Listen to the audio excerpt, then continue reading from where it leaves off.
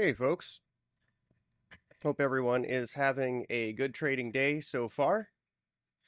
We've got Jay Powell live right now, yammering on about monetary policy in front of the Senate. Yesterday was the House. And of course, we're not going to get too much out of this, but we heard some interesting things. One of those was that, you know, there are some concerns about commercial real estate from the Fed, but it largely aligns with what I've been talking about for really several months. We've heard a lot of people kind of saying, oh, commercial real estate's going to be the end of the world. We're all going to die. And I was much more, I would say, sober about it, saying that really it's concentrated risk in certain regions and mostly smaller banks. The Fed came out, Powell came out, said very similar yesterday that, yeah, there are risks there, but it's largely these smaller regional banks that are over concentrated, and it's really in office building debt. It's not all commercial real estate. It's not everywhere, and it's not every bank. And that's a kind of an important clarification to make, I feel like, because there has been this sort of idea that commercial real estate is this impending doom harbinger, and yeah, I just don't see it as being that harmful. Now, will there be some regional banks that get harmed by their exposure to office building debt in some of these more risky areas? Yeah, there will be. Absolutely. And there'll probably be some more failures and some more last minute mergers and, some more basically New York community banks and things like that. But is it going to be something that upends Bank of America or Citigroup or JP Morgan? No, I just don't see that happening. And the bank term funding program ending this month is likely to increase some of that pressure on those regionals. But there is still the discount window open, right? And the discount window that the Fed has still offers the ability for these banks to come in and say, hey, we've got these assets that we can't, that we need liquidity against. We can't sell them on the market. So the Fed will say, okay, we'll give you what we feel like is fair value. You're going to take, as the name suggests, a discount, right? And they'll still lend the money. So the idea that, this is sort of like the end of the Fed's support for banks is it's not true. It's going to change the parameters of how the Fed supports the banks. So I think that that's a pretty important clarification here for the bank term funding program. It's not the end. It just means banks have to take a bigger haircut for assets that the Fed is willing to lend against, right? So let's take a little look at the market here. We're just going to zoom into S&P futures. We do see that we're trying to break out of this opening range here to the upside, and now we're just sort of retesting the top of that range. We'll see if we're able to build some acceptance up here. We do have a lot of interest, an offer higher here at about 51.56 on ES, and that's the second most active call, with the most active call up here around 51.66. So certainly some interest in higher prices, and just from an opening range perspective, starting to see some potential that this could turn into a trend day if we build acceptance here and start to push higher. Let's take a look at the NASDAQ. We're going to zoom in to that same area of time. Similar look here, trying to build some acceptance here, but slipping back into the opening range with the NASDAQ. We'll take a look at the Russell under the same point of view. Russell looks a lot worse in comparison, really kind of weakening in comparison to the NASDAQ and the S&P 500. Gold's been on everyone's mind. It is continuing to make a move higher overall. We can see that from 945 to the present. Gold's rallied up about $8. We did have spot gold make new all-time highs recently. And, we're seeing that build up in the futures contracts as well. And I think that this means we'll probably see some continuation in silver and in some of the better run gold miners, right? There's a whole dichotomy there between well-run gold miners and really terrible ones that we should try to avoid. So definitely, if you're looking at that, be careful, or just look at the more diversified ETFs like GDX. Taking a look at crude here, it is sort of struggling a little bit today. Let's zoom in a little bit. First, let's zoom out on time. We can see that we have a little bit of, a drawdown happening pre-market, continuing during market. Now we'll just zoom into the microstructure here. I do think this 78.20 level is important. If buyers can guard that, we might start to make a move higher. Other than that, though, crude just looking a bit dicey. We've got the 2-year note futures here. The reason I look at these is it's kind of like a real-time gauge of what market sentiment is around the Fed. You can look at this 2-year rates versus the Fed over long periods of time, and you can see that the 2-year note tends to lead the Fed. So this is the price, which is inverted of rates, and we're seeing just a little bit of relief after a sell down earlier. Here's the 10s. This is more of an indicator of how people are projecting economic growth and inflation. So the 10s tend to move a bit with oil. That is to say, 10-year note yields and the price of oil tend to move in unison. So 10-year note prices and the price of oil tend to be somewhat in opposite in terms of their correlation. So we do see 10-year note prices coming down, and that suggests yields going up a bit on the longer end of the yield curve. Now let's get into some stocks here. First, let's look at SPY. SPY, I'm going to have the bookmap visualizer for options activity on SPY available pretty soon. I think that'll be pretty cool to be able to see the options impact on the ETF. I know a lot more people trade the ETF than SPX or ES, the futures contract. So I feel like having that out there for people will be helpful. Here's NVIDIA just grinding higher. Pretty incredible, the strength here, and really across the semiconductors. I posted a chart earlier on Twitter today talking about this, that we've seen the semiconductors really see incredible options activity, the most we've ever seen in that space. So I think that's also very interesting because we've seen a lot of that go into NVIDIA. NVIDIA is now 1/5 of all options premium traded in single stocks every single day. So it's kind of become a big deal, and we can see it getting ready to probably get into 4-digit territory. And, that's getting closer and closer to challenging Apple as number 2. SMCI, another really popular trading vehicle. We see a lot of resting interest up here at the offer at 11.30 and also 11.25 as price grinds higher today. Certainly overall, a lot of interest in this continuing. So this is one to keep an eye on. I think between NVIDIA and SMCI, you can always get a little bit of an idea of speculative risk appetite in the market. And Meta is another favorite, right? This is one of the Magnificent Four that are still grinding higher. Meta trading above $500 with a decent amount of resting liquidity above us here and building. So that tends to be somewhat bullish for prices. Amazon, a similar look, and you do see a rather incredible amount of resting liquidity, 145,000 shares offered at 176 here. Microsoft recovering now, and a large resting offer above, similar bullish picture on this one. But Apple, this one just can't get out of its own way. And you see the opposite picture, larger resting liquidity below on this one.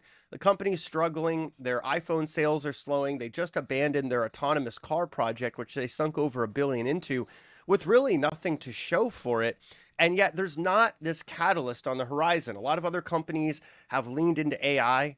Apple's given us some ambiguous gestures that maybe they'll be doing with something, with LLMs at some point. Maybe Siri will become decent as a result. But so far, Apple just continues to move lower here, which is a concern because it was a leadership stock at one point. Remember the days when as Apple goes, the market goes? Those are long over, aren't they? Then we've got Google here grinding higher. This stock has had some trouble. It closed below its 200-day moving average for the second day in a row yesterday. So today is going to be pretty important to see if it's able to close above that level, currently trading just above it. And let's look at Tesla. Tesla is below a pretty key level. This 177.77 level is an area where buyers have come in. They've shown some support. We're just not able to hold that level. We've got, like we saw with Apple, a larger amount of resting liquidity below in this stock. That typically can act a bit like a magnet when trend is your friend, and we can see prices slipping. Eli Lilly, not really part of the Magnificent Seven, but nevertheless an incredible performer, continuing its moves higher, recovering from a sell down earlier today. And XLE showing some strength. I really do like the energy sector here. I think there are a lot of opportunities. I just shared an individual stock pick on macrovisor.com for our members in the energy space that I think has some room to recover and is objectively quite cheap from a valuation perspective. So let's go back to the S&P 500. We can see that second most active call and that large amount of resting liquidity above pretty much on the same level. That's not a coincidence, by the way. when you see that amount of options activity, it can act a bit like a magnet.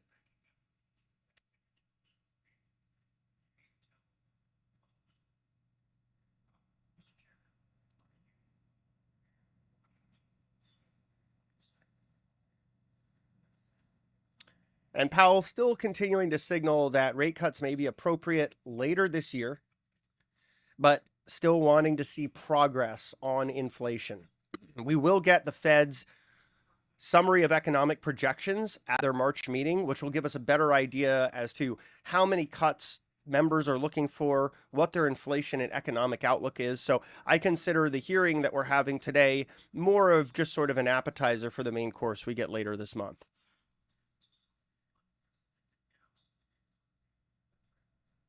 Let's shift over to the world of options here.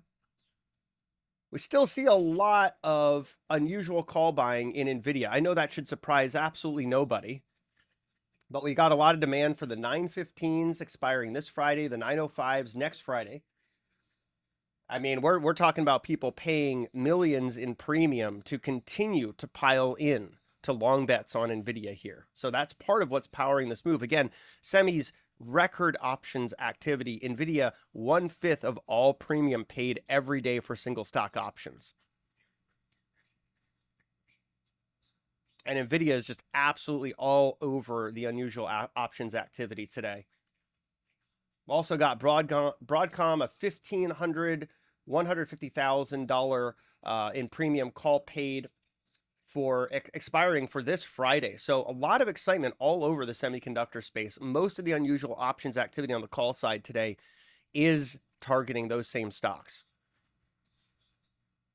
Micron, another one, targeting 100 for next Friday, about 130 in premium, 130,000 in premium paid on that one. AMD 220s for this Friday, about 128,000 in premium there. Just all over the semi space, the options market is lighting up. It continues to light up, but today is pretty extraordinary in terms of the amount of interest there. Another one, of course, ARM. ARM 150s, 120 in premium on the call side, paid for those expiring this Friday.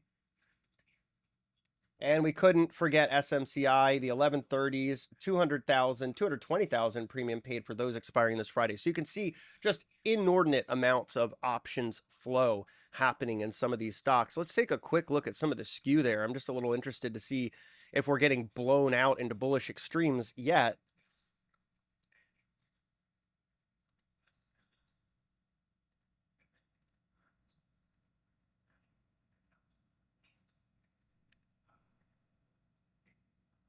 Let's take a look at NVIDIA first. And oh yeah, wow, we're definitely seeing some bullish extremes on NVIDIA. I'll post a chart on my Twitter feed here.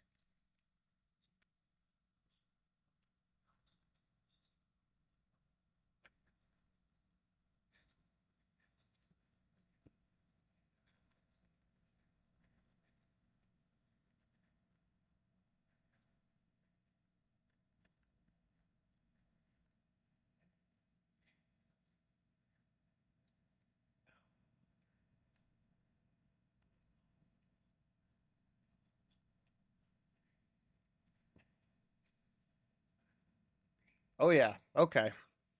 So that's a pretty extreme chart. I just posted it on my Twitter feed.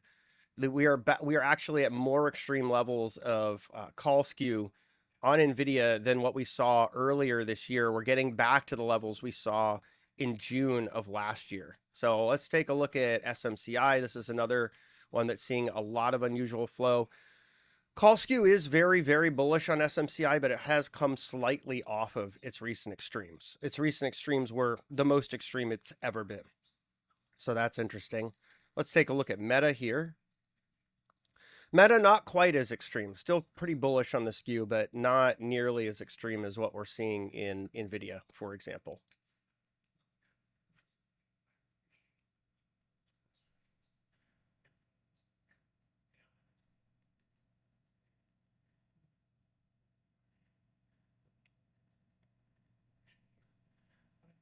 Yeah, so overall, if you look at also the meme stocks, the ones that have been really popular with us retail folks, those have also had really, really distorted skew to the call side. In fact, so distorted that it blows away what we saw in late 2021. So there is a lot of excitement out there. There are a lot of people making money on the call side, but it's also getting just a little bit lopsided.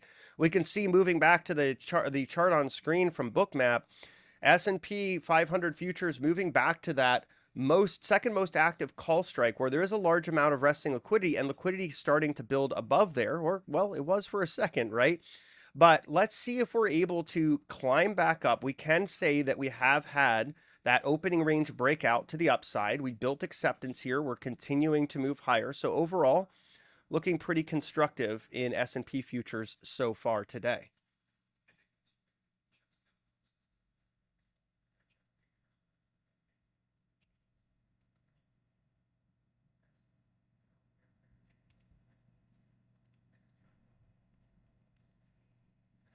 And folks, thanks for tuning in. If you have any questions about anything, let me know. We're going to take a look around the markets here. NASDAQ on screen now. We do see a large level of resting liquidity above at 18,250 on the NASDAQ 100 front month futures contract. And similar to the S&P, you do have a bit of that test, that opening range breakout to the upside, though not as convincing. And now we're starting to slip back into that opening range. Russell, really the weakest of the pack here. Seems like on days when the NASDAQ is strong, the Russell is weak, and vice versa, which I think has a lot to do with hedge fund positioning. They love longing NASDAQ stocks and shorting the Russell. And so you see exaggerated moves. When the NASDAQ is down, they're selling those stocks, they're buying the Russell. When the NASDAQ is up, they're buying those NASDAQ stocks, they're selling the Russell. So, it's a kind of interesting dichotomy. And these hedge funds are at very high gross leverage. Extraordinarily high gross leverage, near record levels. So that's another thing that adds to that volatility, because they kind of get squeezed in and out of some of these trades. Gold pulled back just a little bit, but starting to make its climb higher. Let's take a look at crude. Look at that little move there. Nice little pop in crude, up almost 40 cents from those recent lows. 2-year note futures and 10-year note futures just sort of hovering around, consolidating. We'll take a quick look at the euro, and let's zoom back to when Lagarde was speaking. And you can see that was pretty bullish for the euro overall, right? You did see some strength coming in. You saw the dollar slipping a little bit in the context of that. While it wasn't the most hawkish press conference, she certainly didn't give any assurances that cuts were coming in the near term. Now, the European economic area is certainly much more interest rate sensitive than the United States, so they're very likely to cut before the Fed, but I think they're going to try to jawbone, being data driven and everything they can to try to get as much of that policy tightening effect they can in their services industry, in their wage growth, before they ultimately have to cut. Here we have the yen. This thing popped in a pretty big way today. Now it's starting to give some of that back, but the reason for that pop had everything to do with the Bank of Japan starting to say, you know what? We're starting to see inflation trend towards where we want to see it. So maybe we'll start to move from negative interest rate policy to zero interest rate policy, right? From NERP to ZERP. Now that's a catalyst for the yen, because there's a lot of lopsided short positioning in it. So you saw that big pop. It was up almost 1% earlier. Now it's starting to settle back a bit. Let's check out NVIDIA, continuing to build that strength, took out that resting offer above us around 914, and looking like it's trying to gun for 920 here, based on the trend and based on where liquidity is positioned. And you see that resting liquidity above building in NVIDIA as well. SMCI settling back down, retesting that point of control. We'll watch this one here. It did slip below VWAP, so we do have just a bit of consolidation in the microstructure. And Meta, similar look, just sort of consolidating here, a wait and see kind of attitude in the microstructure of this stock. But we do have a reasonable amount of resting liquidity above and below, so we can sort of say this is the range we're watching in the short term. Amazon pushed up that above that huge level of resting liquidity. You can see it in the session volume profile. Look at that. Big buy, 146,837 shares purchased at that resting offer. and we continue to grind higher in the e-commerce and cloud giant. And now taking a look at Microsoft, it did take out that resting offer above, and there is an even larger resting offer here at 407 that we'll be keeping an eye on here. Buyers were able to drag that point of control higher, so that is also looking somewhat bullish for the software giant. Apple, kind of the opposite look, right? This one just can't get out of its own way, continuing to fall here. We do have quite large resting liquidity below us at 168.50 in AAPL. Google kind of looks like Apple, slipping, now testing that point of control. And we've got VWAP just below around 132.70 presently. There's a lot of resting liquidity above in Google, not quite as much below, unless we go quite a bit lower than where spot is trading. Nevertheless, Google's starting to look a little bit weaker here. And Tesla getting a nice little bid off of its lows, actually seeing this area of resting bid as support and running away from it. Often when you see that kind of price action, it's a bit bullish, and we are challenging that key level, that 177.77. If we can break above it and build acceptance, there's no reason we can't start grinding through these offers above. And Eli Lilly sort of consolidating like we see some of the other mega caps here. And then finally, XLE just kind of continuing this grind higher, the microstructure showing higher lows and higher highs. So overall, pretty constructive. All right, so we'll move back to the S&P here. We are going to give it a moment to see where this consolidation resolves. I'm going to zoom in because I think we're all on the same page about trying to break above that opening range and now trying to consolidate, maybe building some acceptance up here, but we've got to be cautious. We are in the midst of an event volatility catalyst with Jerome Powell speaking. And so anything he says, if it's not what the algos want to hear, because humans aren't parsing this in real time, it's really about algos, you can get some more chop in the market, right? So we just need to be a little bit cautious of that. We are in the midst of an event volatility catalyst. So trading is going to be a little bit more choppy than it usually is.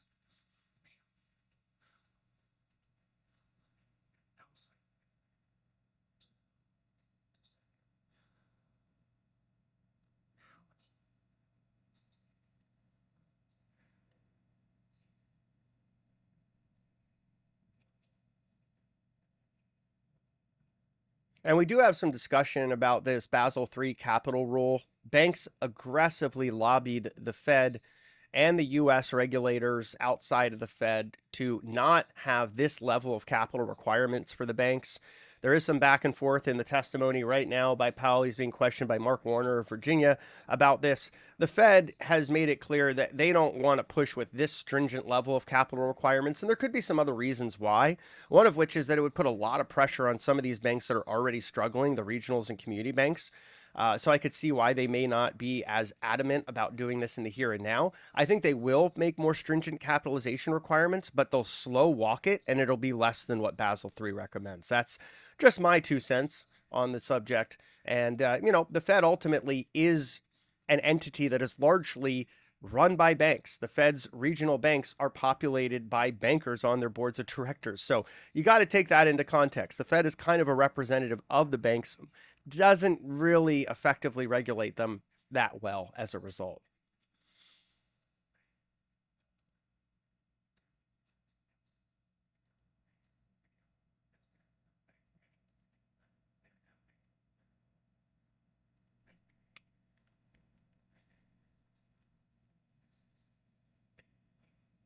All right, so let's take a look back into the futures market here. We're just going to go around, take a look at everything that is trading out there that I keep an eye on. We've got 20 different instruments that I monitor with Bookmap. On screen, you can see the S&P 500 front month futures contract.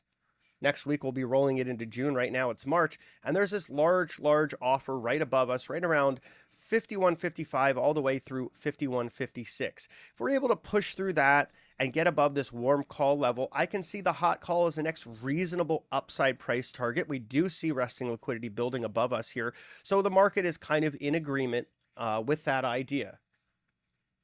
And we do continue to see large, unusually large flows pulling into NVIDIA calls. The last one was over 500,000 in premium. That's targeting the 920 strike on NVIDIA for this Friday.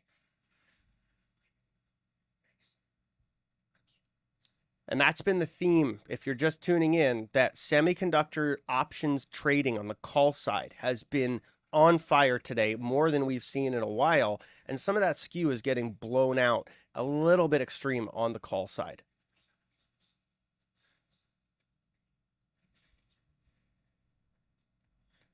So we're right there, just starting to chew through some of that resting liquidity above us on the S&P 500. Let's see if we can make that push. If we do get rejected here, that's not a good look. It would end up being something like a death cloud. But if we're able to chew through it, that could give us room higher. So this is kind of an important inflection point we're watching from a liquidity perspective. So we're going to keep the screen on S&P for just a bit here as we see this resolve.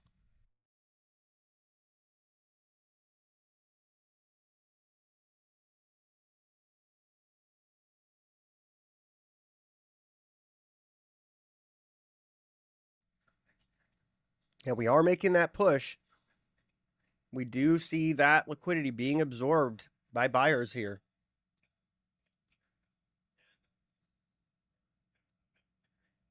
We also see large resting offers appearing above, which is a further sign that market participants, institutional trading desks, and algos are looking for price to move higher from here.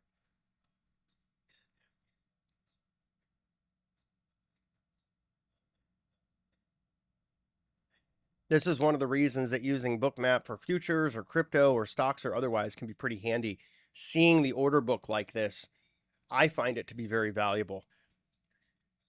You get a sense as to where people are looking for price to trade. It gives you a little bit more real-time visibility into that three-way auction.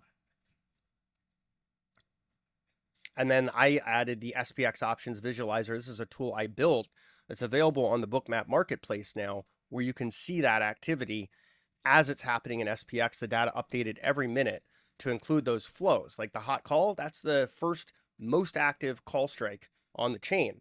The fact that it has a plus by it indicates that that is also the most active on the chain, active options on the SPX chain entirely. And we have chewed through that resting liquidity that was above us. We are now at that warm call, and we see more liquidity building above. So that is inherently bullish for S&P.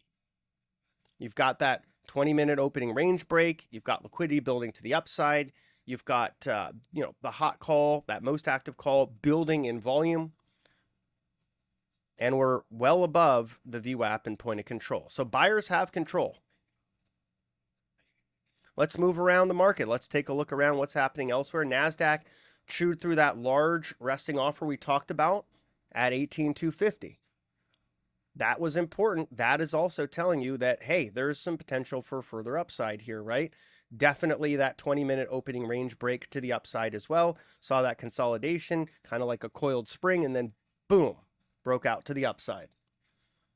Russell still kind of just chopping. Not much to see here. It is right near a really key technical level that was rejected against. I think that's maybe have the buyers feeling a little bit more skittish. But also, again, when the NASDAQ is up, you got hedge funds leveraging longer NASDAQ stocks and shorting things like the Russell to kind of balance out their book. Gold chopping along between the point of control and VWAP here. Not much to see yet. And crude continuing to build off of those lows earlier and now consolidating. We're going to skip past rates. There's not too much going on there. We'll take a quick look at the euro, which is continuing to move higher. This is bullish for stocks too. 40% of S&P 500 company revenues come from overseas. A weaker dollar is better for those stocks. And even in intraday microstructure, that inverse relationship between the S&P 500 and the dollar is something that you can often see. The yen consolidating after giving back some of its gains earlier. And NVIDIA getting right up to that 920 strike where there's all kinds of interest in options activity. How about that? I think that's quite interesting. We can see once again options leading the shares. And in a stock like this where it is the largest options trading vehicle in the entire single stock options complex, it's no surprise that when you see that level of interest at 920 that we get there. And I will be building a tool for Bookmap so that we can visualize NVIDIA options the same way we're doing it with the S&P 500, because I feel like with this being such an important options trading vehicle, that could give us a bit of an edge as retail traders. And that's what I'm all about, trying to help retail find their edge in these markets. SMCI also starting to move back higher again. Got a big pop in volume here. Look at that push. You can see it here in the session volume profile as well. There's a lot of buying, a lot of net buying in that move. Meta got up to that large resting offer around 509. We saw buyers. They definitely made a mark there, but now consolidating. We'll see if it's able to push up to 510, where there's a rather enormous resting offer of 25,449 shares. And Amazon made a nice strong move earlier, but now consolidating some of those gains. We do have a, again, really large level of resting liquidity above around 177 with 32,573 shares on offer. Microsoft pushing towards that resting liquidity at 408. This is why we watch the resting liquidity. It's just about as important as these options levels, right? When you see this kind of a move, and you see the trend is moving in the direction of where that resting liquidity is, if you're trading this thing on the short term, you get a sense as to where there's interest. And I can practically guarantee you, once I build the option scanners for all these big stocks, you're going to see very similar interest in options where there's these large levels of resting liquidities. Can practically guarantee that's going to be the case, which when we see that convergence, it adds more confidence to our ability to identify these levels as being important. And Apple, still not really getting out of its own way. And this is one where you can see there's much more interest in downside here, resting liquidity building to the downside much more than the upside on Apple. So formerly a Mag 7 leadership stock, but this is a company that's struggled with its revenue, with its earnings, with its direction, with its innovation path. The Vision Pro has had a lot of issues as well. There's cracks in the nose bridge on the glass and other kinds of quality issues there. So, we'll have to see what happens with this former leader. But for now, it's kind of in the penalty box. And Google kind of is too, quite frankly. Their AI endeavor is not going so well. The company breaking below its 200-day moving average, now trying to break back above it after 2 days below. We'll have to see how this one trades, but I do like that there's a lot of resting liquidity above in Google. We don't see that in Apple, so it shows us that there is a lot of interest in higher prices.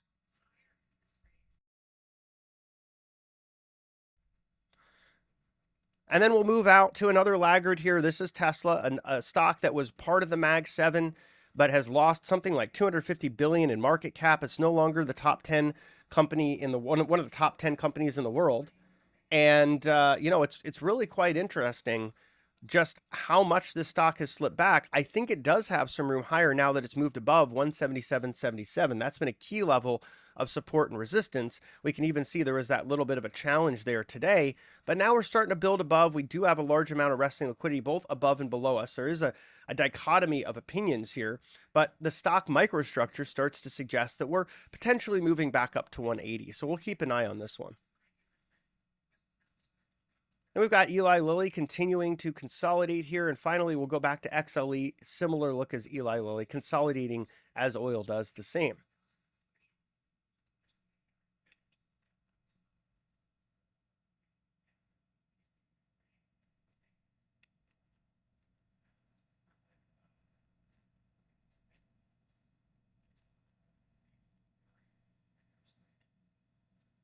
So we see now, almost as if options are really important, that the hot call has a extremely large resting offer right around that same level. Now, we've watched more and more the flow of options have a greater impact on the price discovery mechanisms in the futures market, in SPY, in just the cash index, SPX. And it's gotten to the point now where there's about 1.2 trillion of notional value traded daily in SPX options alone. Just SPX index options. We're not talking SPY. We're not talking ES options. We're not talking single stocks. It's a lot. Now, if we look at all the equity futures combined, they trade about 400 billion a day. So the options market really has become the tail that wags the dog. That's one of the reasons it's so important to watch it if you're watching the S&P 500 or if you're just trading anything that correlates well with the S&P 500, which is a lot of the stock market. And that's one of the reasons it's important to see where people are expressing interest in price in options, and then also with these bids and offers, these large limit orders. The combination of that information, whatever your time frame, whether it's intraday or swing, can be useful to process.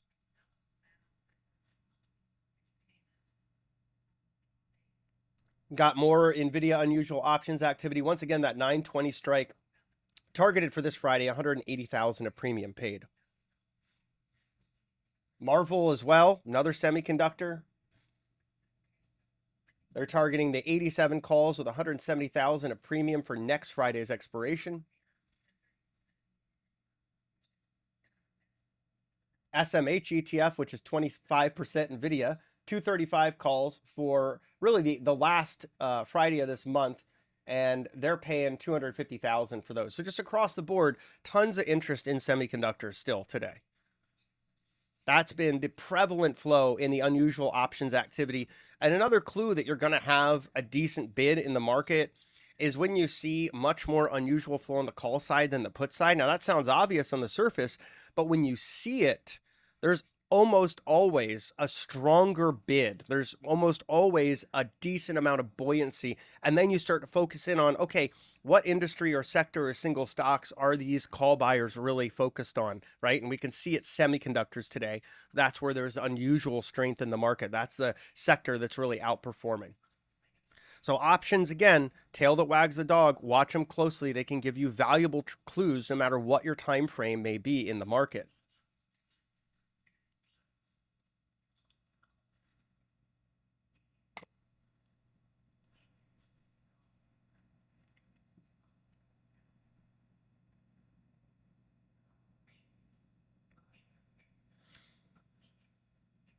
And we're seeing S&P just slip right back below where we were, down to this worm call level. There is still a lot of interest being expressed in SPX options buyers. And for those watching saying, well, SPX doesn't trade at the same price as ES, you're right. So I calculate that delta and I factor the price accordingly so that those puts and calls and gamma levels and otherwise are adjusted to ES. So you'll see what is happening in SPX, but in ES levels.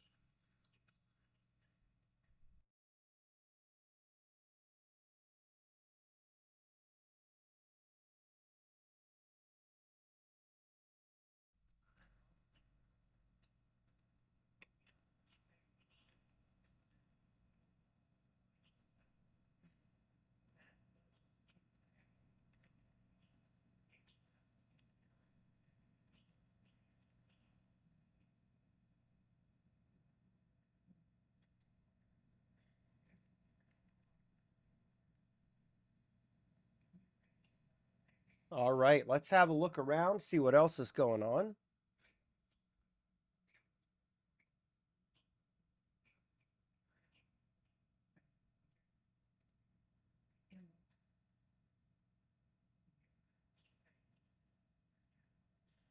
Powell makes remarks about the housing market, calling it a very, very difficult situation, going on to say we should see the housing market start to heal, as he puts it, as rates and inflation come down, but it won't fix the long-term problem. And I think that problem is of affordability. He goes on to say the quantity of homes available for sale is incredibly low. Those are his words. We also got natural gas storage information earlier. And as you may reasonably expect, storage right now is well above the 5-year max range. So what does that tell us? It tells us when you shut down LNG export and you have a mild winter, natural gas isn't really being consumed. Of course, manufacturing in the US is in contraction. That's another user of natural gas where there isn't as much demand. So we're still in kind of a difficult period. As we get into April, though, seasonality for natural gas tends to improve. So we'll see how it goes, but maybe, just maybe, there will be some opportunities here. For me personally, I'd rather play the companies in the space or the XOP ETF than the commodity itself.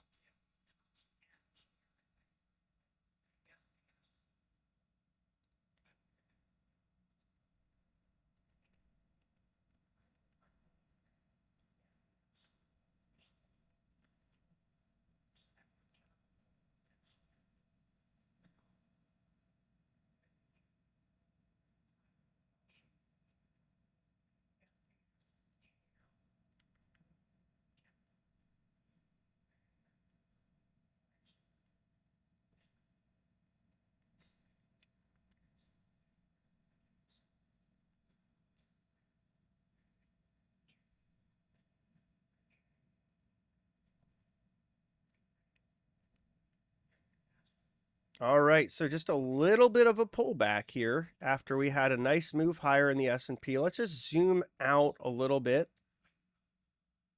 So we're still well above the top of that opening range, right? But we are seeing a little bit of a pullback after that move higher. We do see Powell also commenting with concern about the housing market.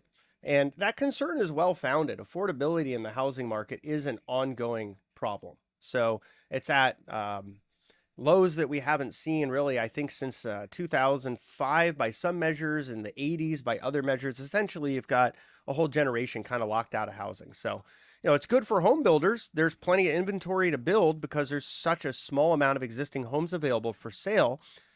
And that has everything to do with Fed policy, ironically.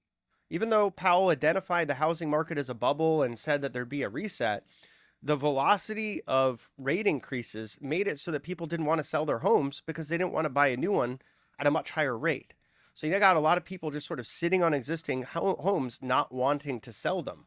And that means there's not opportunities for other people to come in and buy homes, which has helped home builders do rather well in this environment. Someone's got to build that inventory. Let's take a look around the market here. We're going to go to the NASDAQ, showing a similar look as the S&P. A bit of a reset now, rebidding off of that consolidation, going right back to that consolidation level we were at before. So we'll zoom in just a little bit on the microstructure on this one. See if we can get a pattern of higher lows and higher highs to really build from here. Russell continuing to just be choppy today. Not much to see in the small caps. Gold pulling back just a few bucks. Crude rocketing higher from those recent lows. Still looking quite good in crude. Let's take a quick look at the 10s. So we are seeing rates move higher. 10-year note prices moving lower to new lows on the day. There is some absorption happening there. You see that large iceberg down there, that E6000 divided by 5? That is some large buyers coming in. They have been coming in on weakness. So there is absorption of the selling pressure, right? But it's not enough to offset rates moving higher, price moving lower. Euro continuing to move higher against the dollar. Still a reaction of, I think, just changing positioning in these currencies, as Lagarde didn't give any sign of imminent cuts this morning. And I think parts of the market, there's a lot of uncertainty. There's a lot of dispersion in opinions about what the ECB will do. So going into this, when you looked at a survey of fund managers and economists, they were all over the map as to when the ECB cuts, how much they cut. Now we're starting to see maybe a little bit more, because of Lagarde's testimony or her speech and her Q&A, I should say. We're seeing a little bit more of moving that picture forward. If we look at swaps, that is to say, rate cuts happening, but happening later than perhaps the market expected, which lends some strength to the euro versus the dollar. Take a quick look at the yen. It's still consolidating here. We'll go up to NVIDIA, and it's just sort of grinding around that 920 level, where again, we've seen a lot of interest in options. So I think that, 920 is practically destiny with the amount of interest up there. But the one thing that really concerns me about NVIDIA is call skew is so thoroughly blown out to a bullish extreme that it's going to take a lot more effort to keep pushing this thing higher. It also makes hedging for folks that are long NVIDIA a little bit more of an attractive proposition, whether it is selling calls, buying puts, whatever works for one strategy. Hedges in every way appear more attractive here. SMCI rolling over a little bit from its earlier highs. We do see that resting liquidity starting to build back above, though. So it is interesting to see that, we actually see a lot more offers coming in here after this consolidation. Meta rolling over a bit. Got up to that 26,000 level and rolled. That's a bit of a bearish look for the stock. When you get rejected at a really large level of resting liquidity, whether above or below, and you move the opposite way, that is contrary. So in this case, be bearish. If it happens again at 506 or one of these other levels of large resting liquidity below, that would then be bullish, right? You're basically seeing this as the market saying, we don't have enough liquidity to satisfy that, so we're going to run away from price to where we can get, the auction to keep moving forward. So something to take into consideration. I do look at the markets not as a two-way auction, but a three-way auction. Excess demand, excess supply, and then a balance of the two, right? So with Meta, we didn't have enough demand. So then we started to see supply increase, and now we're starting to balance out a bit more.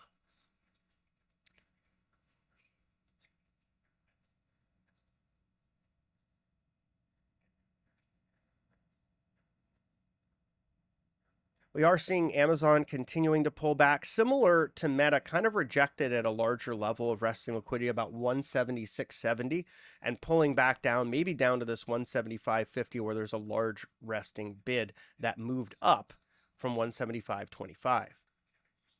Microsoft in a bit of a band here. It did take out the resting liquidity above, but now we see it coming back in and the stock consolidating in this range between 408 406. And Apple stabilizing a little bit. This is sort of what an auction that's consolidating looks like. But still, we want to look at what happens around 168.50. That's going to be important. Do we get the opposite of the reaction that we had in Meta? Does that mean Apple gets a bid here because there's not enough liquidity to fill these lower orders? Or do we see it get pulled right down and into these larger levels of resting liquidity below? It's going to be pretty interesting. This is a very liquid stock. I mean, we're talking about millions and millions and millions of shares of order book depth on Apple. And Google, this one has a lot of resting liquidity above, but it's kind of pulling with the rest of the market. So we'll have to see how that resolves. Tesla also losing just a little bit of its gusto, but showing some relative strength compared to the moves we're seeing in some of these others. So we're going to cycle right back to the heart of it all with the S&P 500. Keep an eye on this one. We do see, again, that large resting offer at the most active call strike.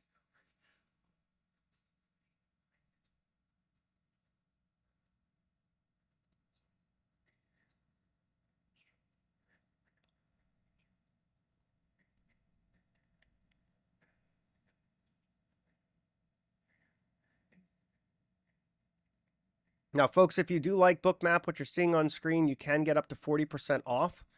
Visit traderade.com/bookmap. It'll redirect you. Just scroll down to the specials and check out what's there. And the SPX options visualizer is live on their marketplace as well. You can find that at traderade.com/SPX. So we're continuing to see just a little bit of a pull here. The selling pressure is increasing just a bit. But remember, when you're looking at Bookmap, the size of the bubble indicates the relative volume. It's the delta between buyers and sellers. We haven't seen too much selling aggression since this 51.55 sell. So the size of the bubble does matter in terms of really getting an idea of the amount of aggression either party is showing.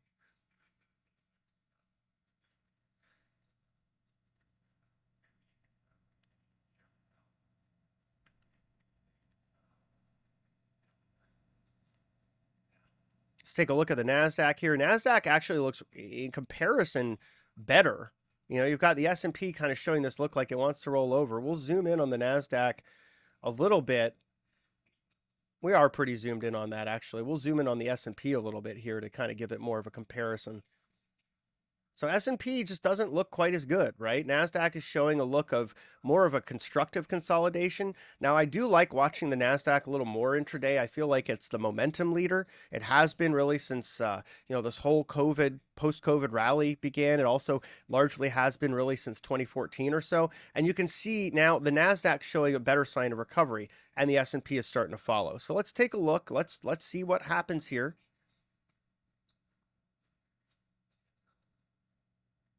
We do see some liquidity building above in the NASDAQ, but it does tend to trade in this sort of a band, particularly as we get closer to the contract roll.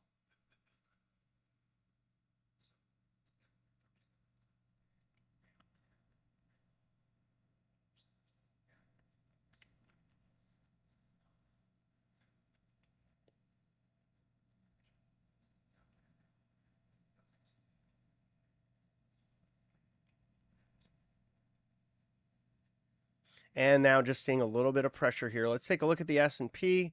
Similar look. Overall, still quite constructive microstructure here from those lows. So let's see where we go from here. Russell rolling over, though. Just not having any fun in the Russell today. Folks that are trading that thing, You know, my hat's off to you for your patience, because this thing has been waiting to try to break out of a range for like 2.5, 3 years. So, you know, you've got to have the patience of a saint to really want to be in small caps for that whole time. I personally don't have that kind of patience, but I commend those that do. Gold rolling over a little bit here as well. We'll see if it gets below this last level of potential support. 10-year note stabilizing a little bit along with rates.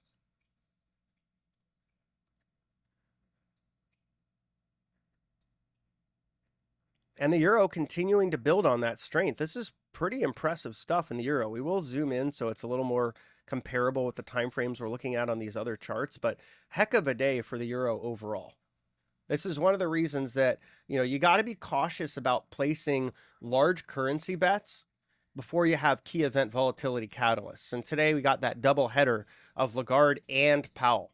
So Lagarde coming out a little bit more hawkish, Powell, you know, still pretty complacent about things, still saying, hey, we're okay with cutting later this year. So that gives us a sense that there's a reason to see a bid in the euro and some weakness in the dollar comparatively as the market readjusts to its expectations of what they're going to see from the ECB in comparison to the Fed. And NVIDIA trying once again to get back to that really large level of resting liquidity above at 920. This is an important level to watch.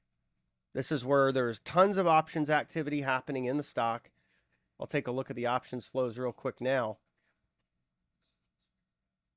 Yeah, wouldn't you know it? I stepped away from that tab for just a moment, and there's another 300,000 targeting 920 for this week that just came into NVIDIA. It's bonkers. What's going on in NVIDIA options right now is absolutely bonkers. This is sort of like what we used to see with Tesla when it sort of ran the single stock options market, but to like a whole new level of extreme.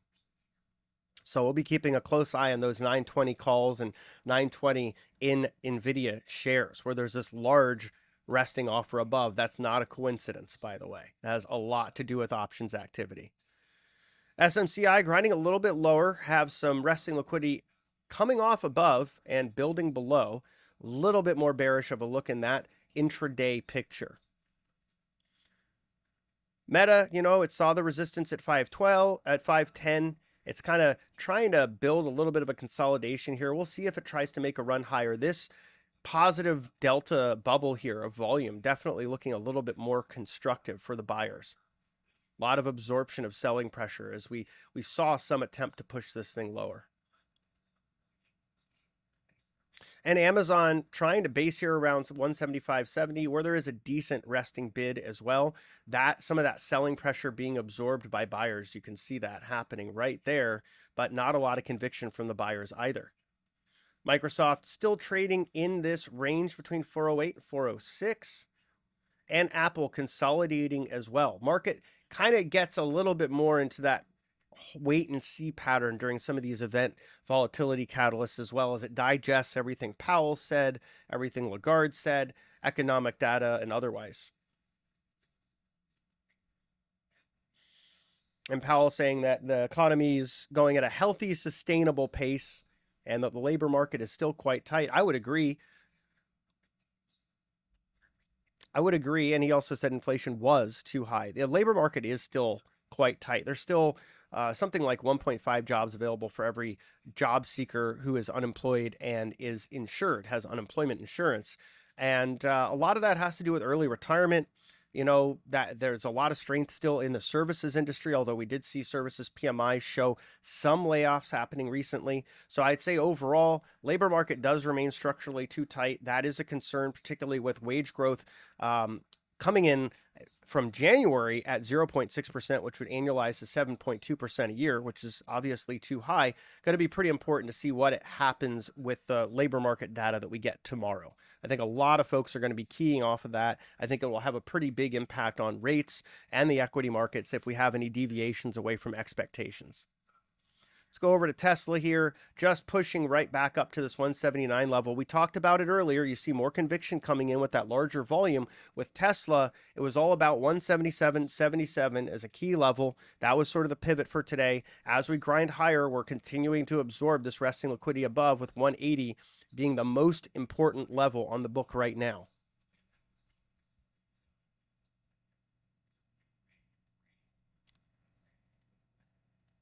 Eli Lilly continuing to sort of consolidate in this range, and XLE showing that same. So we'll just go right back to the beginning of what we're watching here, which is S&P. Seeing a little bit of a pull here. See if the NASDAQ is showing the same. Not quite as weak.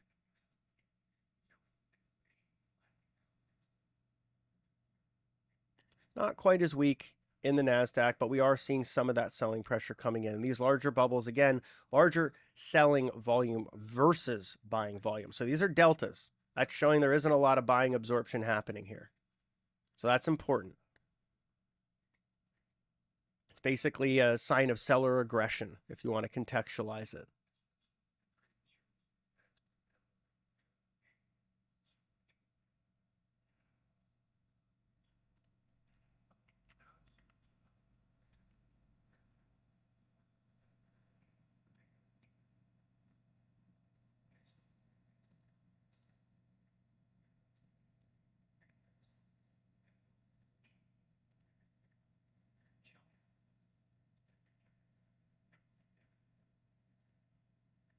Powell says China is having significant difficulties with its economy right now. That is a very polite understatement.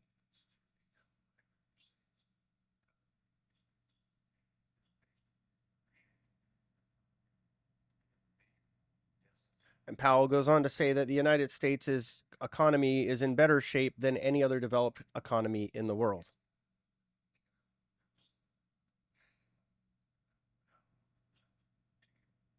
He says insurance of different kinds has been a significant source of inflation recently.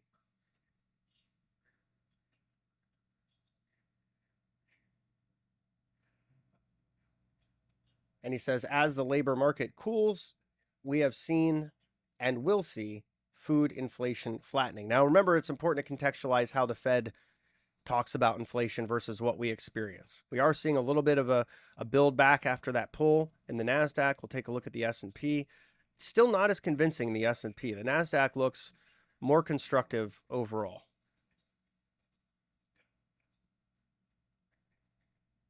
But, you know, there's cumulative inflation and then there's velocity of inflation. And cumulative inflation is sort of the price changes we experience, right? And then the velocity of inflation is just the rate of change. So when the Fed talks about inflation, they're just talking about the rate of change. So when they talk about food inflation flattening, that doesn't mean you're going to the grocery store seeing lower prices. It just means that prices aren't going to go up at the same rate, right? They're going to go up at a slower rate. So just important context here. And we do see the NASDAQ now really starting to make a push higher. Let's see if the S&P can follow. The S&P has been lagging the NASDAQ here quite a bit. So we do see that strength coming in the tech leaders, it's the semiconductors. There's a lot of strength in that area. So it makes sense that the NASDAQ would lead, but it's still important that the S&P kind of, you know, shows us a little bit of gusto here as well.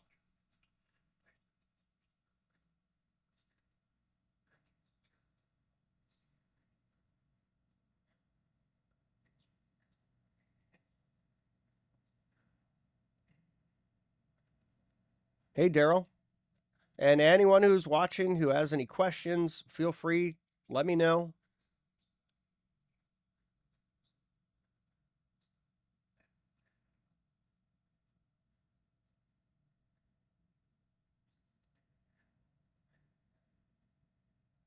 All eyes are really on this Powell this Powell testimony in front of the Senate. This is the second day of these hearings. The first is with the House. The second is with the Senate. It's with their respective financial committees. And these hearings generally add a little bit of volatility to the market. We also get a sense as to how little lawmakers know about the economy or finance during these hearings, which is both eye-opening and a little bit sad, quite frankly.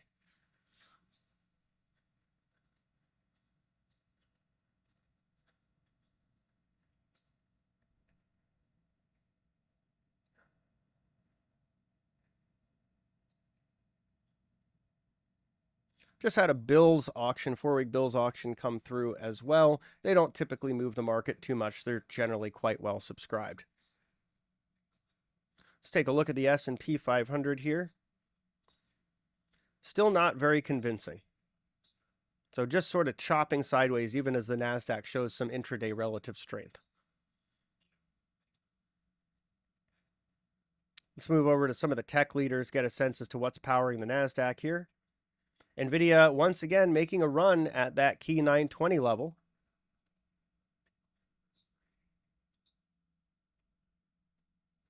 And wouldn't you know it, now they're moving up to the 950 strike for next week on NVIDIA, 348,000 in premium paid. Also seeing some bidding for Costco. 790s, 205,000 paid for next Friday. Nice to see something that isn't a semiconductor showing some unusual options flows, right? But yeah, NVIDIA is still seeing a lot of that interest, and now that interest is moving up. Let's just zoom out quite a bit on NVIDIA and see. Oh, look at that. 950. Huge amount of interest above. Almost as if options are having a big impact on where liquidity sits in the stock, right? See it every day. SMCI building above this 1115 level here. And we see resting liquidity beginning to increase above here, that 1124 offer coming on. And Meta looks like it wants to challenge 510. Getting drawn to that large offer of 26,000 shares, sort of like a magnetic impact here, which is often the case. And there is some interest in the Meta 510 calls as well.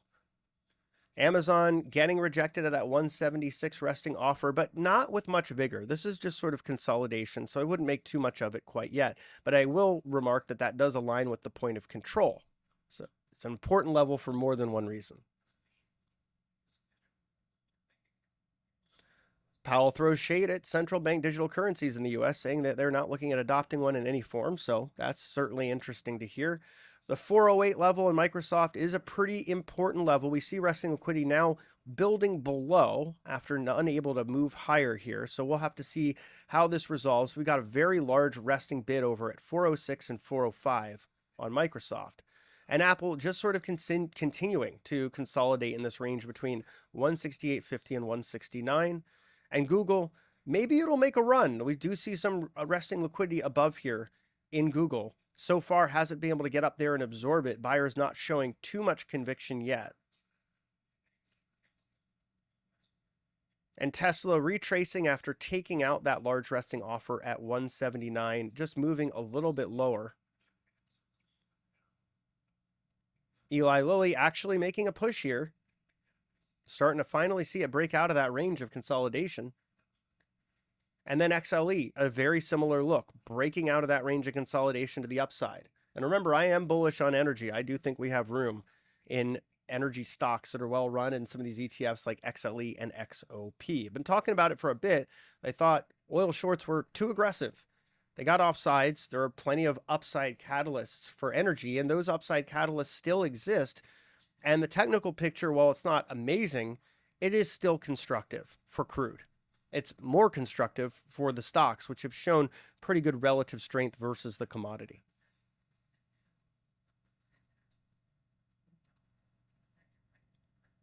And NASDAQ now starting to look a little bit less constructive here, particularly after that high aggression sell we just saw. And there is some resting liquidity now building below the NASDAQ and thinning out just a little bit above. I will be right back.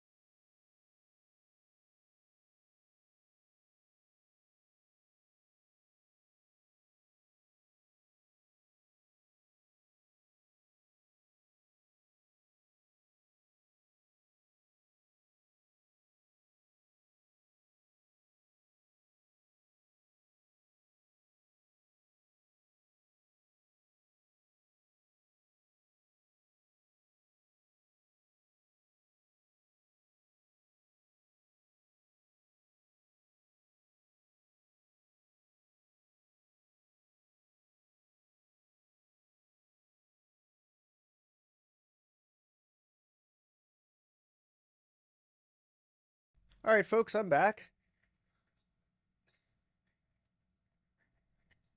Not much happened while I was away, apparently.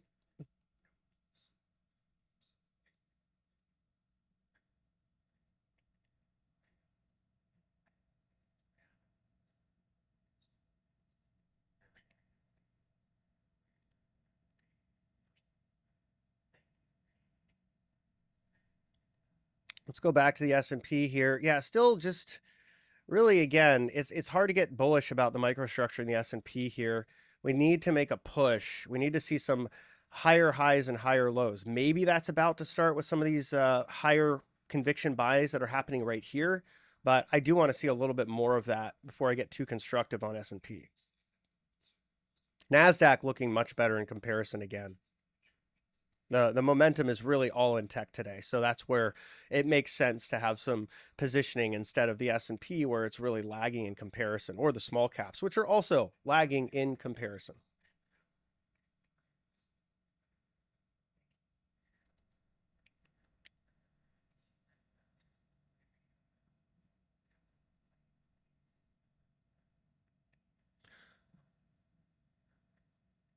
Probably makes sense to add the SMH ETF into the list of things being watched, so maybe we'll do that. I think I'll pull off Eli Lilly here because it hasn't been very liquid, and we'll add in SMH. And then I'll just spend a moment kind of cleaning up the chart.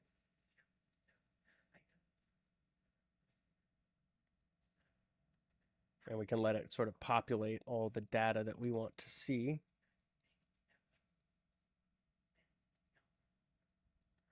So we'll give it a moment.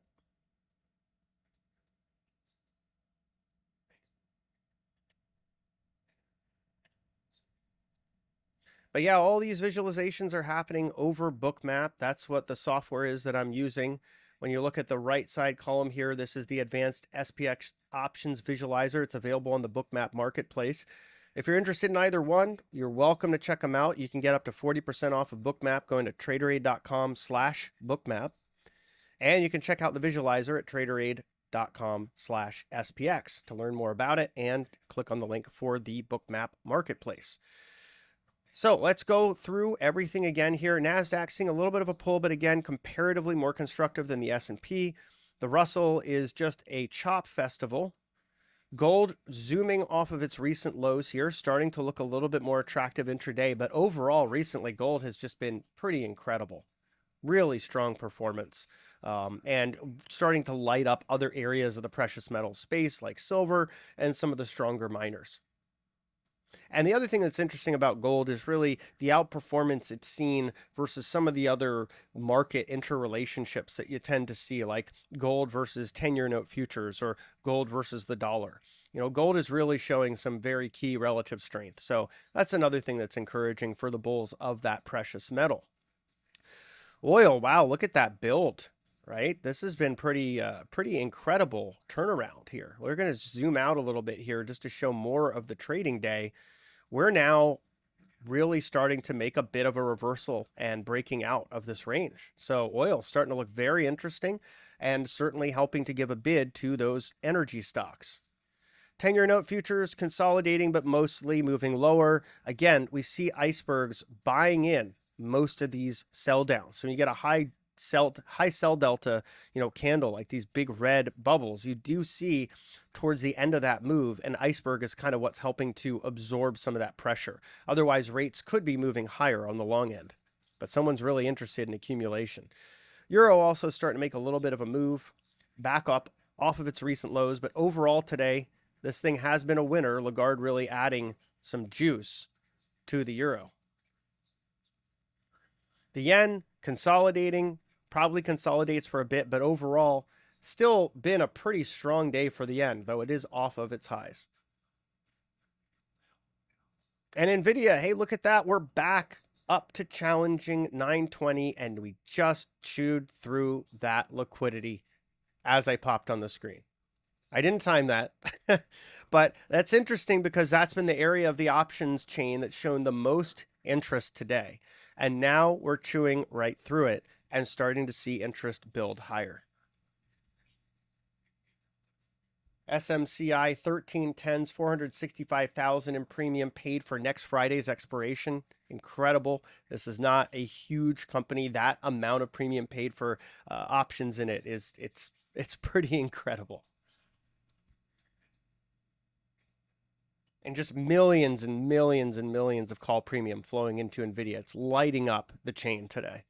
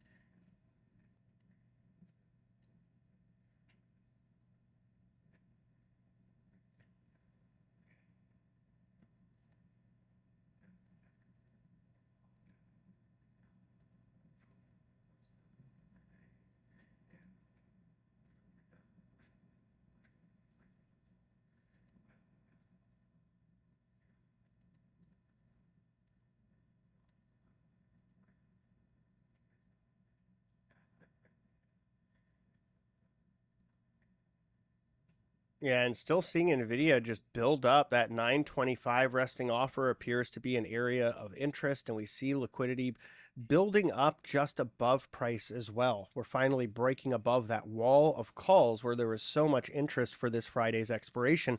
All those calls are in the money, and it's more likely that instead of simply selling those calls, they're rolling into higher strikes. We'll look at the unusual flow. But that certainly seems to be something that, given the way this stock has been trading, is reasonable to expect.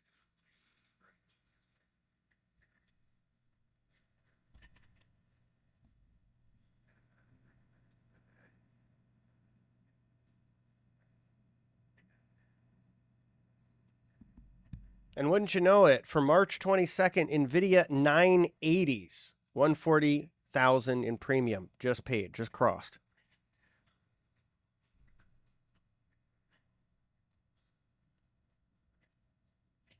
So we're seeing a continuation of that same theme.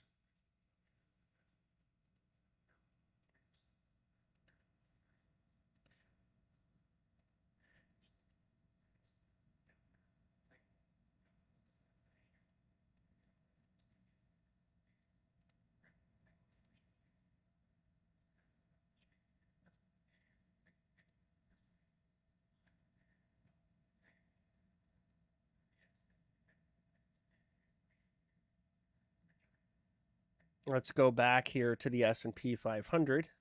Seeing a build here, as Powell says, we're not far from cutting rates, that they're growing more confident about that coming next. Now, I personally feel like that might be a bit of a policy mistake, but we will have to see how things play out.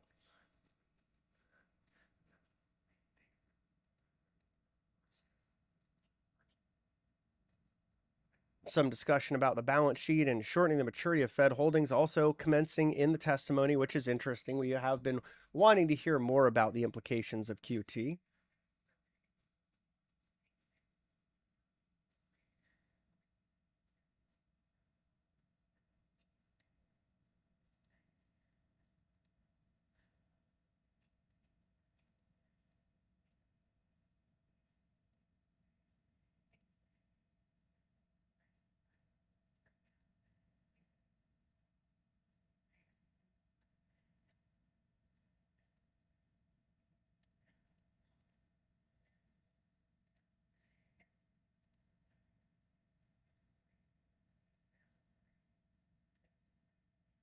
Mester seems to be talking a little bit more hawkishly than Powell, and that's giving a little bit of concern to the algos interpreting what she's saying. I'm going to see if I can get that live squawk audio into the stream here.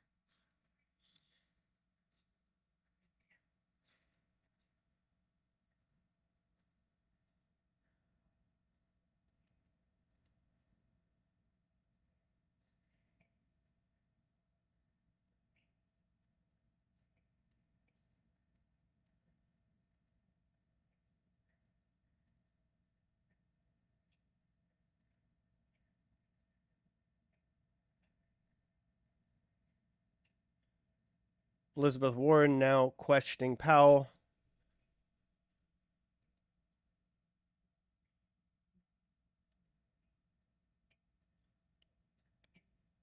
In particular about the bank failures, and this is usually a bit testy, the exchanges between these two, particularly on her end.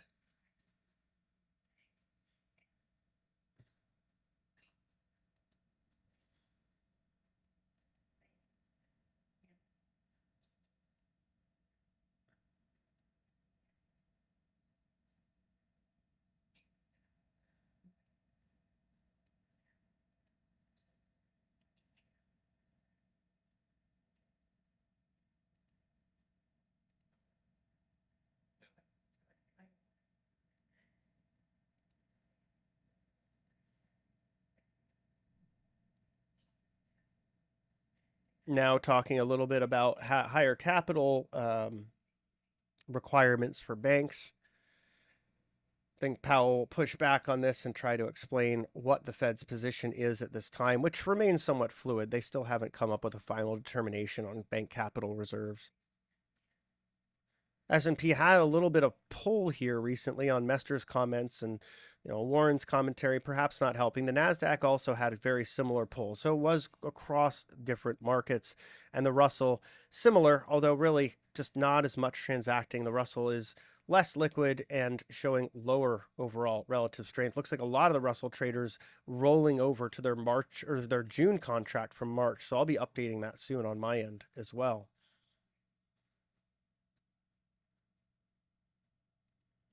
Euro continuing to move higher on pretty decent volume on the futures contract versus the dollar.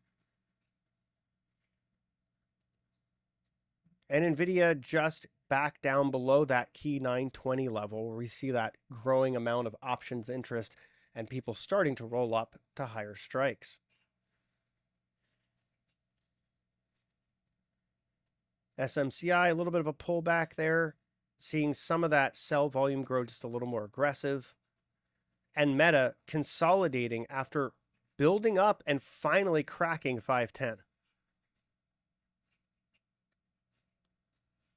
Amazon building up above this point of control, seeing resting liquidity build up here at 176.25 and higher. And Microsoft kind of bouncing off that 407.40 level. Again, that tends to be kind of bullish when you can't see that resting bid pull price down and it reflects away. Apple still having not a great day off of its lows, now testing VWAP and bouncing just a bit. And Google starting to grind into those higher levels of resting liquidity. We talked about that being a potential magnet earlier, and it is playing out as such.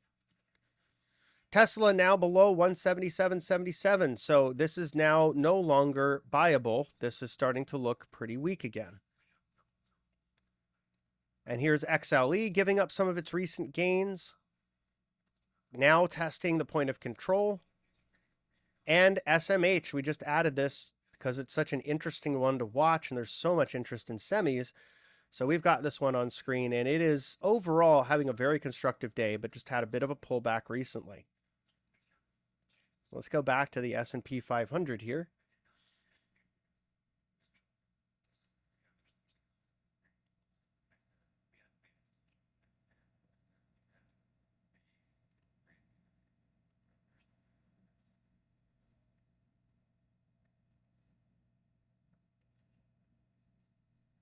Seeing a little bit more selling pressure now coming into the S&P. We've seen sellers pull down the point of control here, which tends to be a bit bearish.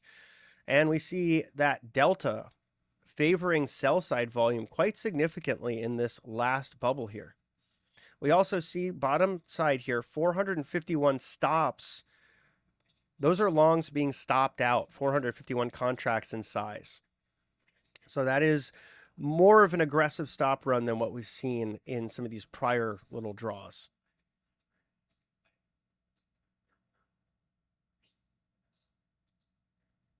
Let's take a look at the twos after those look at that. Wow. So Powell made a little bit of a commentary about shortening the maturity of their balance sheet, and the twos had a pretty big pop. Now they're starting to reverse some of that.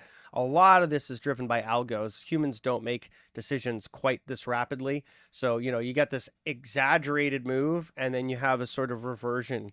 And sometimes it's even humans coming in and intervening and being like, no, bad robot, you bought too much. This wasn't the right move. So that could be part of it happening in there as well, because these algos are babysat. That's definitely a part of what happens. And Euro pulling back just a little bit, but overall still quite constructive. We're just going to cycle around the futures once more and then start to look at the stocks again. While we do this, though, let's look around the headlines. So the 4-week auction did finish, bid to cover ratio of 2.76. US sold 95 billion in those bills at a high rate of 5.28%.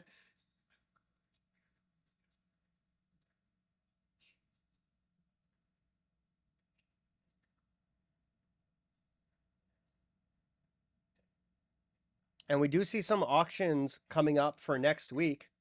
We're going to have 39 billion in 10s on March 12th, 22 billion in 30s on March 13th.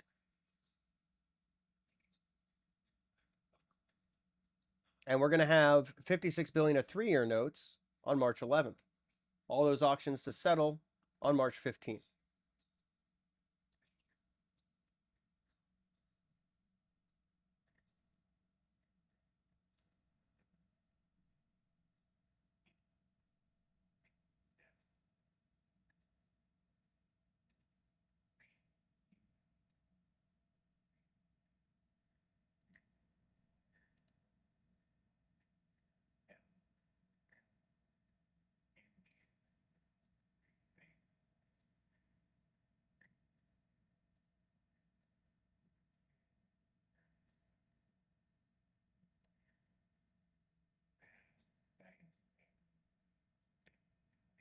Let's take a look around the futures now.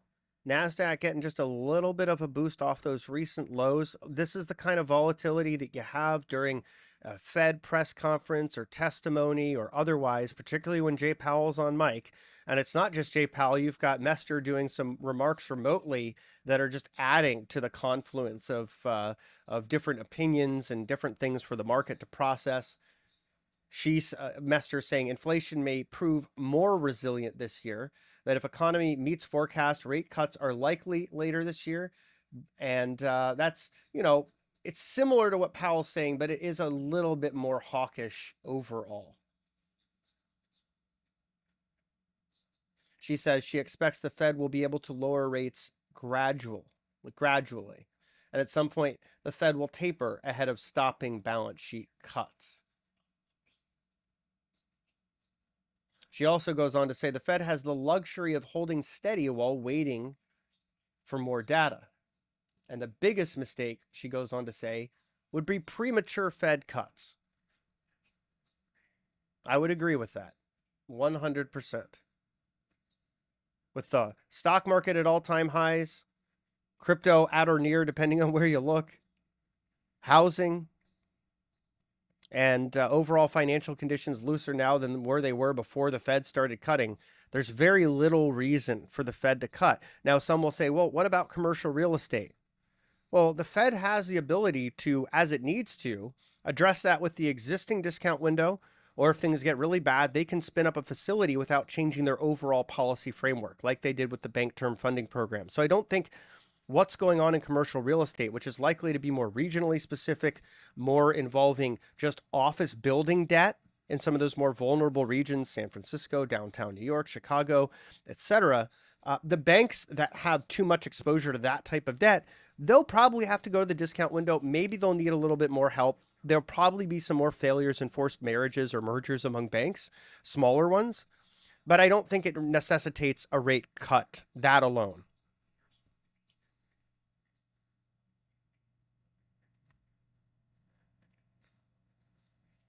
And that was an interesting comment from Powell saying we're a long way from fiscal policy overwhelming monetary policy. I think we've already had that experience for over a year, that fiscal has been dominating monetary, and we could see it with so many different measures. So I would disagree with the big man on that take.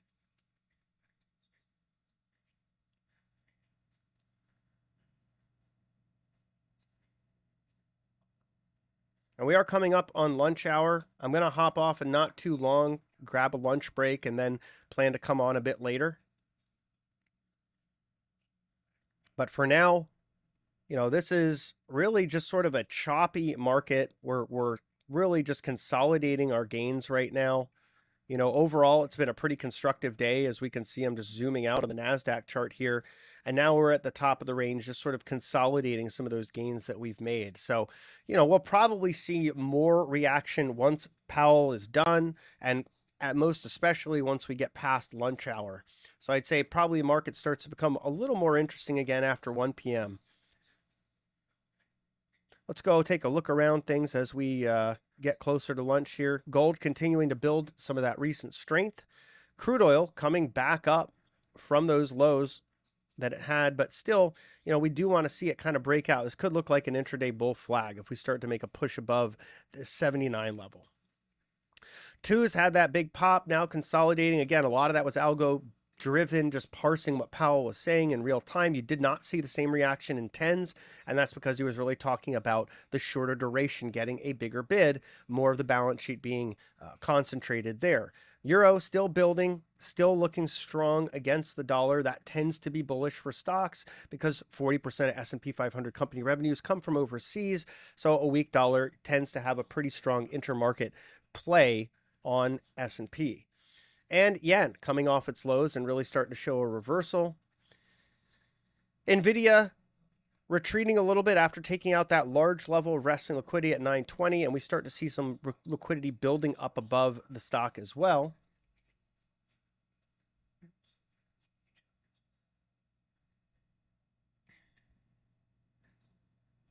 And we do see some more NVIDIA 920s printing on the calls, 207,000 in premium paid for that strike expiring this Friday, just coming over.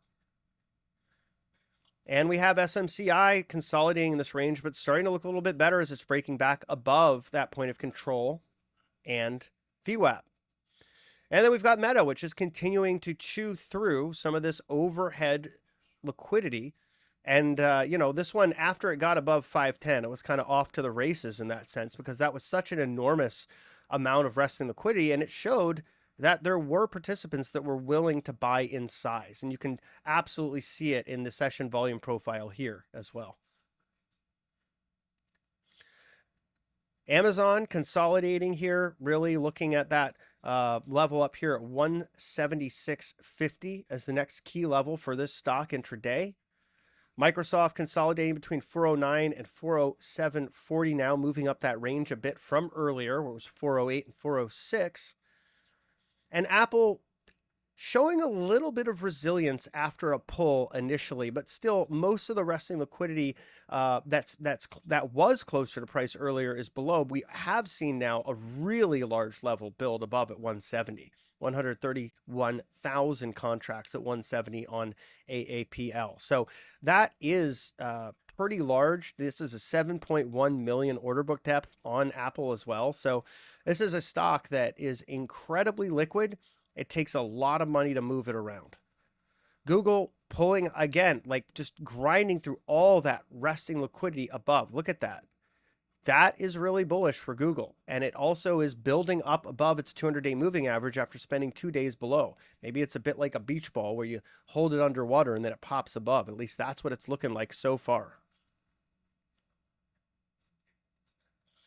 And now we've got Tesla on screen. It looks like it's set to try to challenge that 177.77 level again. Above there, longs start to look more interesting based on just longer term technicals. We've got XLE pulling back here, but I still remain constructive on this thing as a swing. And then SMH rebuilding some of that strength from earlier.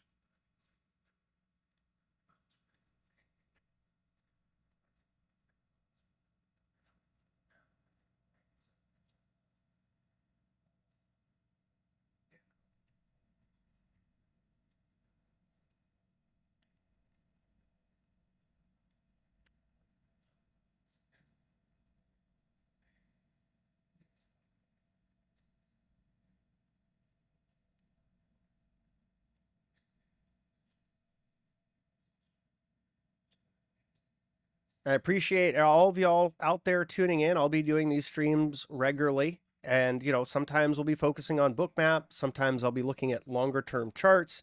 Sometimes we'll be doing just educational seminars. Like I did one on trading psychology. I did another one on swing trading. You can find those both on my YouTube. So, that's all out there.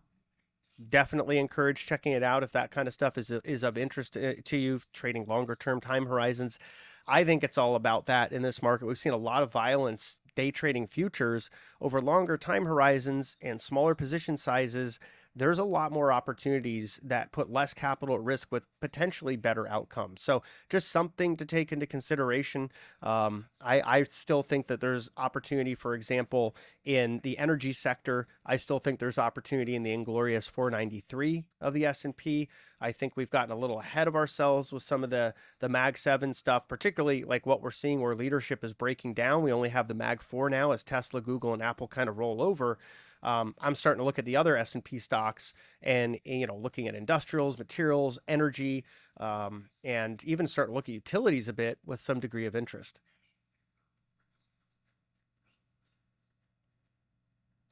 Let's take a look at the NASDAQ here. NASDAQ, again, just comparatively looking pretty strong. This is our momentum leader. We really look to the NASDAQ for clues for momentum intraday. So I think it's really important to keep an eye on it as the market's trading. Let's take a look at the options flows that are out there. More bids going on in Marvel. 172,000 paid for 90 strike options expiring next Friday.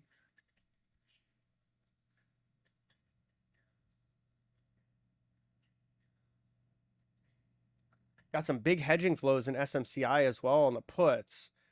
Got 1110, 508,000 paid for next Friday's expiration. 1085, over $1 million paid for that same expiration. And 1100, about 600,000 paid for that same expiration, all next Friday. So some big hedges being put on in SMCI, which makes sense. I mean, if you made money in this thing, why wouldn't you hedge?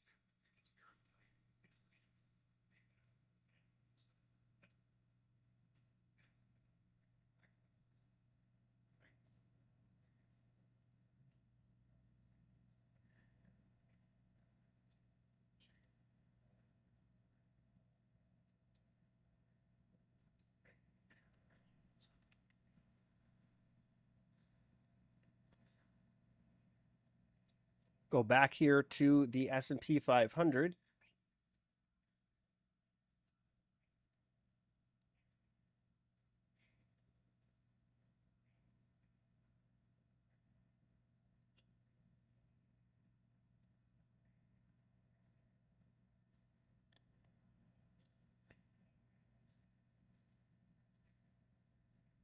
Just parsing some of the information that's coming out of Powell's testimony here.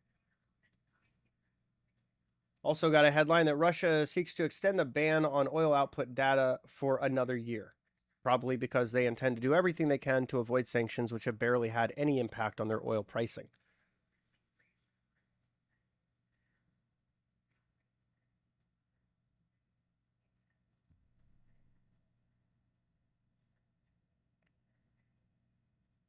It's interesting the Fed is so reactive and so data dependent. It kind of gives them cover to do whatever they want, and they can just say, the data told us to do that. That's sort of the feeling I'm getting, is like minimizing accountability by putting forward policy objectives and weighting them into backward looking high latency data. It's probably not the best way to try to centrally plan an economy. It's probably not the best thing ever to centrally plan an economy at all, but this is the world we live in, and we need to be aware of these dynamics so we can better plan our trades and investments.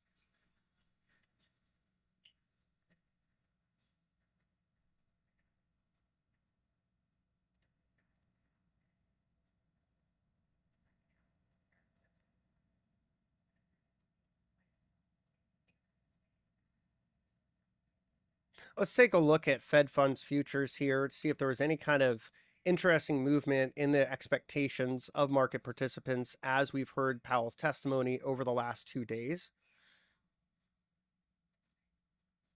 So for 2024, we're pricing 1, 2, 3, 4 cuts right now based on Fed funds futures, getting down to 4.25 to 4.5% by December. And it's not with a huge amount of conviction, basically a coin toss on that particular cut. But nevertheless, market is still pricing in maybe a little bit more aggressively than what the Fed is saying. The Fed's probably talking more 2 to 3. Market's still looking more for 3 to 4. But this is a significant departure from what we had earlier this year, where the market was looking for 5 to 6. So we are seeing a little bit of a repricing of what the Fed will be doing.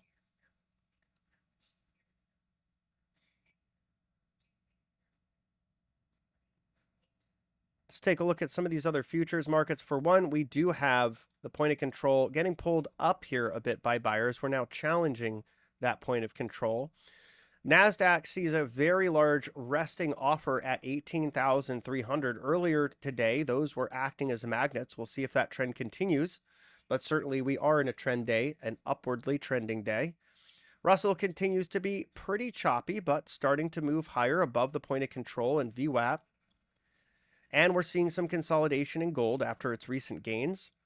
Similar with crude, although crude just striking 79, making a new high in the cash session.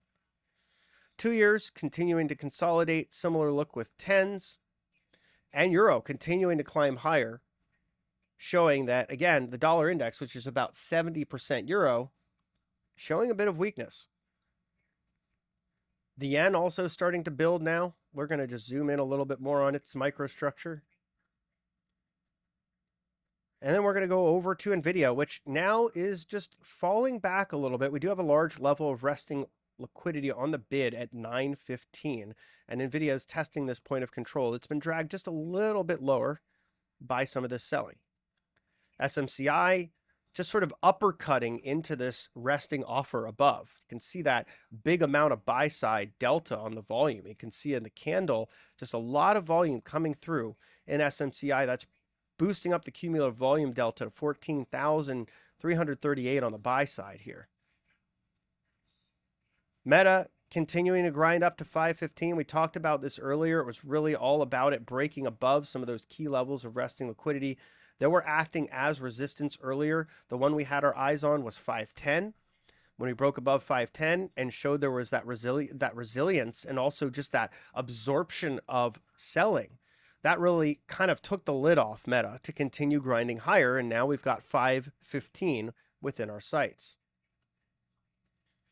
Amazon chopping sideways. We do have a rather large resting offer above, really at 177 here. So we'll be watching that.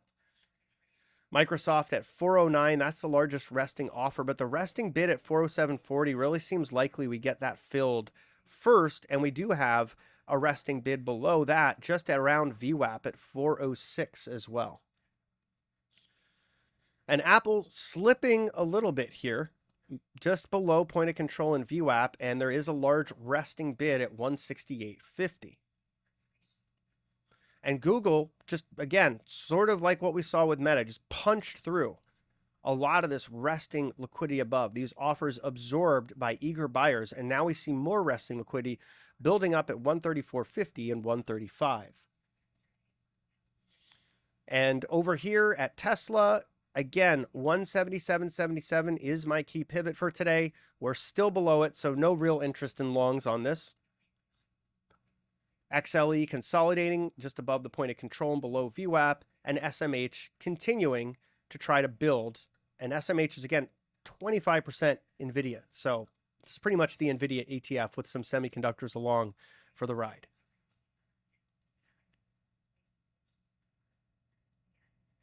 And seeing a build back here in S&P, crossing above that point of control, getting up to key gamma level 2. That's the third largest level of gross gamma positioning on the options chain. This is brought to you by the advanced SPX options visualizer that I built that's available on the Bookmap marketplace. You could check that out at traderade.com/SPX. And also, if you'd like Bookmap, but you want to get a decent discount, we have up to 40% off at traderade.com/bookmap. That is the software you see here, and you can use that to get a discount on the software subscription. Now, if you're interested in checking out what we're doing at Traderade, we have an awesome Discord with an amazing community. You can join us there with a 20% discount using the code Mayhem20 at checkout. It's a limited time offer for a monthly or quarterly plan. And if you're interested in longer term investing, we have a service called Macro Advisor where macro meets momentum equals opportunity. And I just shared my latest pick in the energy industry with the last picks I shared in oil and gas doing quite well. So I'm going to hop off the mic. I hope everyone enjoyed the stream. I'll come back later this afternoon, talk more about what I'm seeing in the markets and beyond. If you have any questions or anything, let me know. And hopefully this stream was helpful for your trading process and just learning a little bit more about how I look at the markets.